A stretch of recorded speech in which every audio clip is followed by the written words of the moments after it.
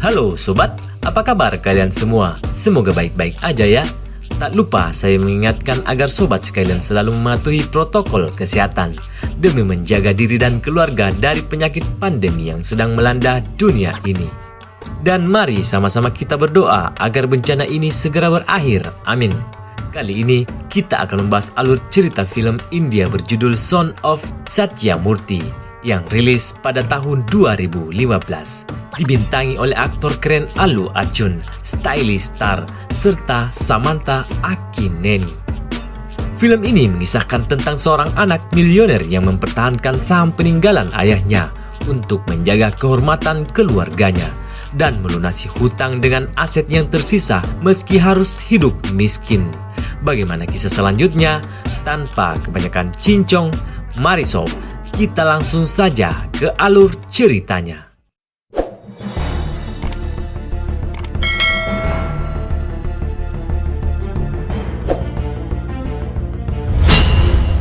Di awal film memperlihatkan aktivitas seorang milioner yang berbisnis di pasar saham. Dia adalah Satyamurthy. Dia mempunyai 2 orang anak laki-laki, yaitu Viraj Anand dan kakaknya Anand yang selalu ditemani asistennya yang bernama John. Satyamurthy adalah sosok yang baik hati dan sangat mencintai keluarganya. Sebagai anak milioner, Anand menjalani hidup yang glamor. Dia memutuskan untuk berlibur ke Barcelona sebelum pernikahannya karena Anand telah dijodohkan dengan Valapi, seorang anak pengusaha sekaligus teman Satyamurthy yang dikenal matre. Namun di tengah liburannya, Anand mendapatkan kabar kalau ayahnya kecelakaan dan ketika itu Satyamurthy dinyatakan meninggal. Disinilah awal kisah kehidupan Anand yang harus bertanggung jawab atas keluarganya. Karena kakak satu-satunya juga mengalami gangguan mental akibat kematian ayahnya. Kakaknya syok menghadapi kenyataan saham perusahaannya anjlok setelah kematian ayahnya. Suatu ketika terlihat seorang pria menunggu Anand. Dia adalah Faida yang tak lain adalah adik calon mertua Anand dan juga salah satu sahabat Satyamurthy, ayah Anand. Faida adalah tipe orang yang rakus, yang pikirannya selalu berorientasi pada uang. Dia memusuhi siapapun yang membuatnya rugi, termasuk istrinya. Faida kemudian memberi saran kepada Anand yang saat itu bertanggung jawab untuk menjual saham ayahnya, yang menurut Faida tak lagi berharga. Karena dengan begitu, Anand bisa melunasi hutang keluarganya dan tidak jatuh miskin. Dia mengatai Anand bodoh jika masih mempertahankan saham perusahaannya. Tapi Anand yang ingin menjaga kehormatan dan citra ayahnya telah sepakat dengan ibunya untuk mempertahankan sahamnya. Mendengar Anand sudah tidak mempunyai apa-apa, ayah Valapi memutuskan bertunangan Valapi dengan Anand. Dan Valapi pun menuruti perkataan ayahnya tanpa perasaan menyesal sedikit pun.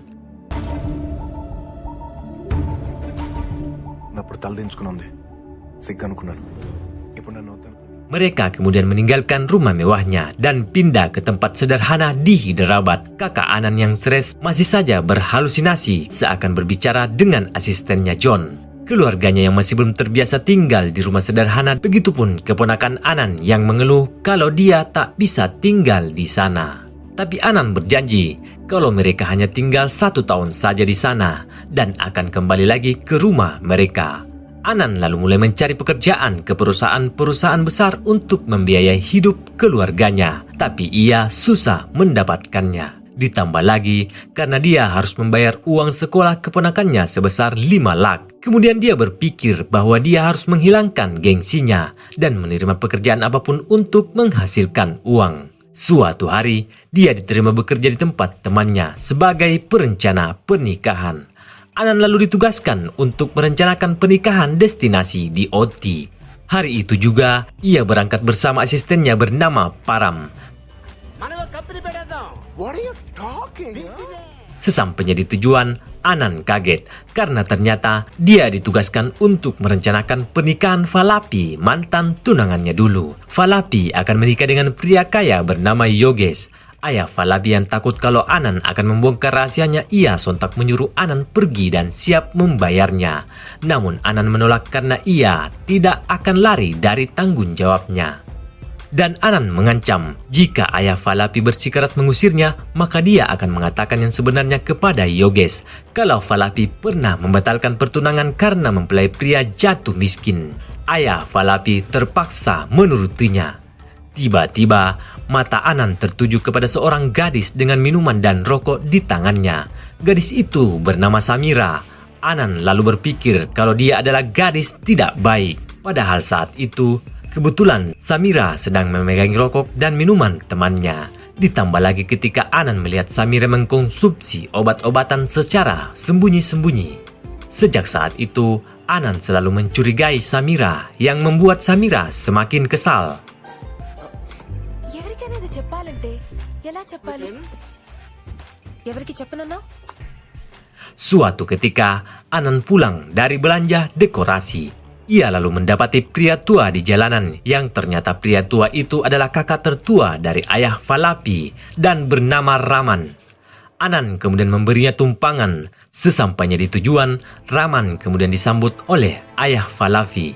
Di saat yang sama, Paida juga datang menghadiri pernikahan Falapi. Dia yang melihat Anan bekerja di tempat itu kemudian mengejek dan mempermalukan Anan di hadapan keluarga itu. Samira yang mendengar hal itu lantas terkejut karena tidak menyangka Anan dulunya orang yang kaya. Anan yang kesal kemudian pergi menyendiri. Samira menghampiri dan menenangkan Anan karena dia prihatin dengan yang menimpa Anan. Dan dari sinilah benih cinta Samira mulai berkecambah.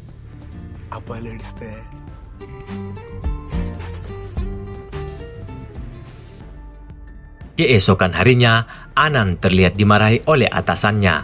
Anan yang kesal lalu berniat keluar dari pekerjaan itu. Namun di saat yang sama, ia tiba-tiba ditelepon oleh kakak iparnya yang menanyakan kabarnya. Anan lalu menyadari kalau dia harus secepatnya mendapatkan uang untuk sekolah keponakannya. Dia kembali ke atasannya dan menuruti perintah atasannya itu. Tak lama kemudian, ayah Falapi terlihat marah karena uang mahar sebesar 2 crore yang harus diberikan kepada keluarga Yoges telah dibawa kabur oleh Raman, kakak tertuanya. Anan yang mendengarnya lalu berjanji bahwa ia akan memburu Raman dan membawa uang itu kembali agar pernikahan tidak dibatalkan.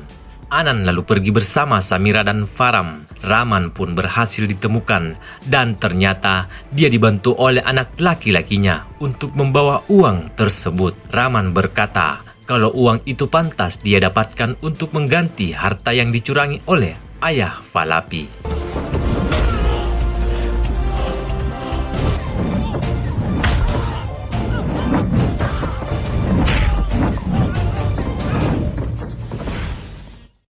Anan pun berhasil mendapatkan uang itu setelah menabok dan membanting anak Raman seperti adonan tepung. Anan lalu membawa mereka kembali ke hadapan ayah Falapi. Dan ayah Falapi sangat murka karena hampir saja Raman dan anaknya menghancurkan pernikahan Falapi. Anan yang masih berada di sana kemudian berkata kalau sebenarnya itu pantas mereka lakukan. Ayah Falapi yang terlalu serakah karena telah mengambil hak mereka dahulu secara licik. Perkataan Anan itu pun menyadarkan mereka satu sama lain. Dan Raman yang terketuk hatinya menyerahkan uang tersebut dan menambahnya dengan cincin satu-satunya yang ia miliki. Karena hanya itu yang bisa ia berikan untuk keponakannya itu. Kejadian itu menyadarkan ayah Falapi bahwa kekuatan yang sebenarnya bukanlah harta, melainkan keluarga. Dia pun meminta maaf kepada kakaknya dan keponakannya. Anan kemudian beranjak pergi, tapi ayah Falapi menghentikannya. Dia lalu bertanya mengapa Anan sangat baik setelah apa yang dia lakukan terhadap Anan. Hanya orang-orang hebatlah yang bisa melahirkan anak sepertimu, ucapnya lagi. Di tempat lain, Samira tiba-tiba menyatakan cintanya kepada Anan. Dia lalu mengungkapkan bahwa sebenarnya dia mengidap penyakit diabetes sedari kecil. Karena itulah dia selalu mengkonsumsi obat secara diam-diam karena dia tak mau orang tahu penyakitnya.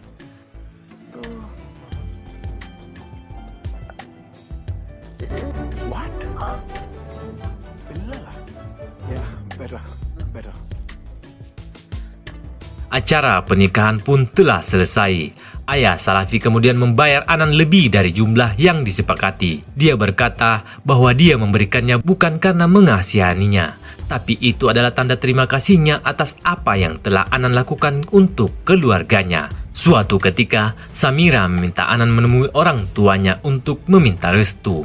Dan ternyata, sesampainya di rumah Samira, వీణా నువ్వు కుందేలు పులిబోన్కి సైడ్ వాడిని నా కూతుర్ని వీడికిస్తానా మీరా మంచివాడు డాడీ వాళ్ళ ఫాదర్ పేరు కోసం ఆస్తి మొత్తం వదిలేశాడు. ya, Samira adalah anak dari Paida. Paida kemudian berkata kalau dia tidak merestui hubungan mereka. Lantas Samira pun bertanya mengapa ayah sangat benci kepada Anan. Ayahnya lalu menjawab, karena Satya Murti, ayah Anan telah menipu dirinya. Dulu ayah Anan menjual tanah kepada Paida di daerah Rediarpati seluas 2 hektar seharga 10 crore dan sekarang berharga 50 crore. Dan di saat Paida hendak menjualnya kembali, dia mendapati tanah tersebut diduduki oleh tuan tanah di daerah tersebut bernama Devaraj. Ketika Paida hendak menanyakan hal itu kepada Satya Murti, dia tiba-tiba meninggal. Pada saat itu, Paida berharap kalau Anan memilih kekayaan, lalu dia bisa mendapatkan kembali uangnya. Tapi prediksinya meleset karena Anan lebih memilih melunasi hutangnya. Dan saat itulah Paida mulai membenci Anan. Paida lalu menantang Anan apabila dia bisa mengembalikan tanahnya dalam waktu 1 bulan pada tanggal dan jam yang sama, dia akan merestui pernikahannya dengan Samira. Anan pun menerima tantangan tersebut, tapi dia meminta kalau dia berhasil, Paida harus mengalungkan bunga di foto ayahnya dan meminta maaf. Anan lalu mendapat informasi dari temannya kalau Devaraj bukanlah orang sembarangan. Dia adalah diktator yang menguasai 21 desa dan membunuh siapa saja yang menantangnya. Temannya kemudian memberikan saran kalau Anan harus pergi ke rumah Devaraj dan menukar dokumen asli dengan yang palsu. Dia bisa memanfaatkan saudaranya untuk membantunya menukar dokumen tersebut. Anan dan Param pun berangkat ke desa tersebut untuk menjalankan rencananya. Di perjalanan, dia mendapati jalan rusak yang membuat banyak orang kecelakaan. Lalu Anan memberi tanda di jalan itu dengan tongkat yang diikat syal merah agar pengendara lebih berhati-hati. Mereka pun sampai ke rumah tujuan. Namun ternyata mereka salah masuk rumah. Bukannya rumah saudara Devaraj yang mereka masuki, tapi itu rumah Devaraj langsung. Mereka pun disambut Devaraj dan anak buahnya. Mereka yang belum menyadari kalau yang dihadapannya adalah Devaraj lalu mengungkapkan kedatangannya untuk menukar berkas yang dikuasai oleh Devaraj. Devaraj pun sangat marah mendengarnya. Anan dibuat bingung dengan sikap Devaraj yang terkadang baik dan terkadang ingin memangsa. Dan setelah Anan perhatikan, ternyata Devaraj takut kepada istrinya. Anan lalu mendekati istri Devaraj yang bernama Laksmi itu. ఎన్ని దినాలు కావాలన్నా ఇక్కడనే ఉండండి రండి భయపడకు. Setelah tahu maksud kedatangan Anan, Devaraj selalu memerintahkan anak buahnya Kumar untuk menculik Paida beserta keluarganya. Paida pun semakin membenci Anan saat itu, disebabkan karena Anan dirinya ikut ke dalam masalah dan membahayakan keluarganya. Keesokan harinya, mereka pun dikumpulkan.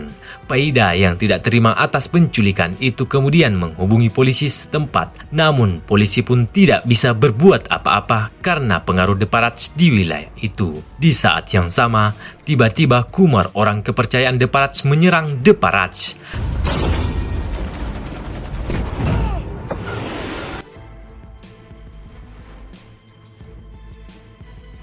Tapi Anan dengan sigap mencegahnya dan menghajarnya di depan Devaraj tanpa membuat keributan. Laksmi pun curiga dengan sesuatu yang didengarnya, tapi Anan dan Devaraj berusaha menutupinya. Laksmi yang baru saja melihat keluarga Paida kemudian menanyakan siapa mereka. Devaraj pun menjawab kalau Paida adalah kerabatnya dari Hyderabad. Lalu Laksmi dengan ramah mengajak mereka makan. Mereka pun terlihat makan bersama tanpa kecurigaan dari Laksmi. Dan di sana terungkap bahwa Kumar adalah adik dari Veerasamy, musuh bebuyutan Devaraj. Dia sengaja mengabdi selama 5 tahun ini hanya untuk membunuh Devaraj di waktu yang tepat. Mengetahui hal itu, Devaraj langsung membunuh Kumar dan membuat semua orang sangat terkejut. Devaraj langsung berterima kasih kepada Anan dan bertanya apa yang harus dilakukan untuk membalas jasanya itu. Anan lalu berkata cukup berikan saja dokumen milik Paida dan mereka akan pergi. Devaraj lalu mengiyakan dan siap memberikan dokumen itu dengan syarat Anand harus menikahi adik perempuannya yang bernama Vali, dan hal itu pun membuat Anand kebingungan. Vali yang mendengar keputusan Devaraj mengatakan kepada Anand kalau dia tak ingin menikah dengan Anand karena dia mencintai adik Laksmi yaitu Pinay. Anand yang mendengarnya senang dan menyuruh Vali mengatakan kepada Devaraj. Namun Vali menolak karena tidak ingin membantah keputusan kakaknya yang selama ini menyayanginya. Namun hal itu ternyata hanya untuk memanas-manasi Samira. Di sisi lain terlihat keluarga Kumar sedang menangisi kematian Kumar. Istrinya lalu meminta kakaknya Veerasamy untuk membunuh Devaraj bagaimanapun caranya. Veerasamy kemudian berjanji kalau dia akan membunuh Devaraj di saat acara pertunangan adiknya.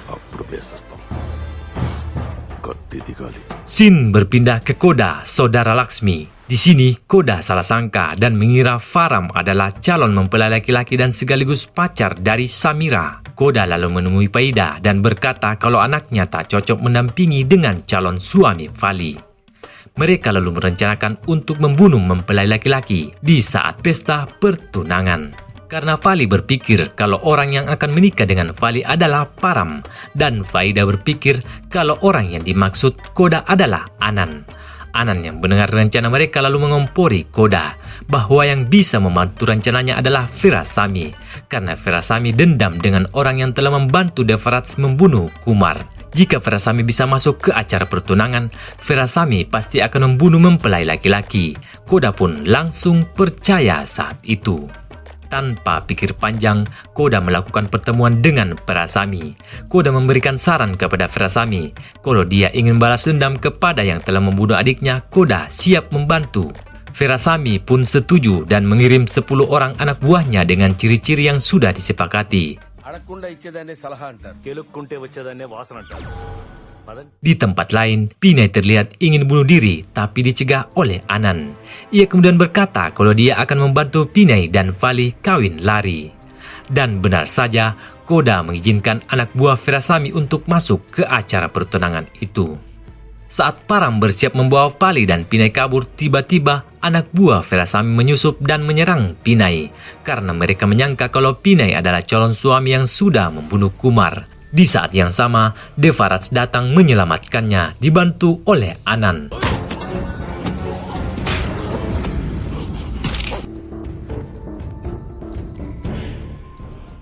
Laksmi pun tahu dan menyaksikan kekejaman suaminya itu. Setelah itu, Devaraj kemudian bertanya siapakah yang sudah mengizinkan mereka masuk. Salah satu dari mereka lalu menunjuk Koda. Koda yang ketakutan menyelamatkan diri. Istri Koda memohon agar Devaraj memaafkan suaminya, tapi Devaraj yang murka hendak membakar Koda. Namun hal itu dihentikan oleh Anand. Anand lalu mengakui bahwa itu adalah idenya karena dia tidak ingin menikahi Vali. Dia diam selama ini hanya karena ingin mendapatkan dokumen tanah, tapi dia tidak ingin mengorbankan Koda. Anand lalu menantang Devaraj untuk menghabisinya. Devaraj yang mendengarnya lalu tertawa dan mengatakan karena kelakuan Anand ini istrinya Laksmi akhirnya tahu kekejamannya yang selama 20 tahun ini dia sembunyikan. Devaraj yang marah menyuruh anak buahnya menyerang Anand. Anand lalu menunjukkan kekuatannya yang seperti Ultraman menabok anak buah Devaraj. కానీ నాకు అవసరం ఆ రోజు వచ్చింది రాజు.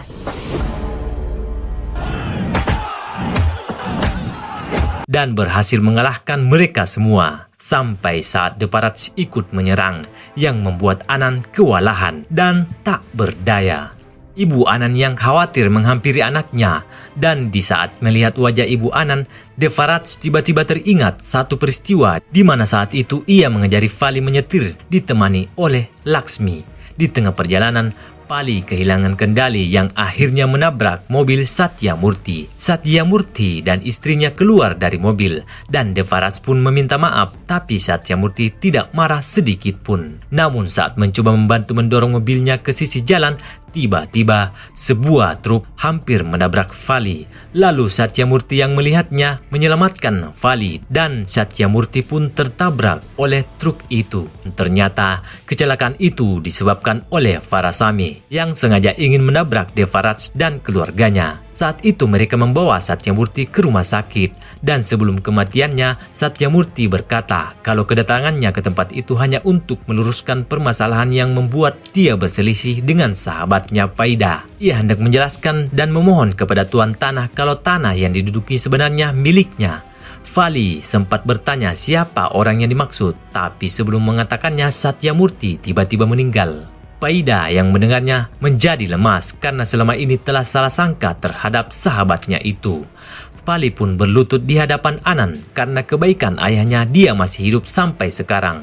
Devaraj kemudian memberi surat tanah kepada Anand dan berkata, saya memberikan ini bukan karena kasihan, tapi saya mengenang jiwa kepahlawanan ayahmu. Anand pun menepati janjinya di tanggal dan jam yang sama pas 1 bulan. Paida menyesali perbuatannya karena akibat desakannya lah Satyamurti akhirnya meninggal dan Anand direstui bersama Samira. Scene kemudian beralih ke Veerasamy yang hendak menyusul anak buahnya ke rumah Devaraj. Tiba-tiba sebuah mobil menyalip mobil Veerasamy. Antena mobilnya tersangkut di sebuah syal yang membuat tongkat yang pernah ditancap oleh Anand menembus kaca mobilnya. Hal itu membuat Veerasamy kehilangan kendali dan mobilnya pun terjatuh ke jurang. Saat perjalanan pulang, mobil Anand dan keluarganya dihadang oleh mobil yang ternyata milik ayah Valavi. Mereka ternyata membawa kabar gembira bahwa saham yang dulu Anand pertahankan sekarang harganya melonjak tinggi. Anand dan keluarganya akhirnya kembali ke rumahnya. Koda menemui Anand dan berterima kasih karena dia telah menyelamatkannya dari kemarahan Devaraj. Dia lalu melihat John di samping kakak Anand dan bertanya kenapa sekarang bisa melihat John dan menyangka dirinya ikut stres. Dan film pun tamat. Terima kasih telah menonton. Bagi sobat yang suka dengan alur ceritanya silahkan di like. Dan bagi yang belum subscribe, di subscribe dulu dong. Terima kasih.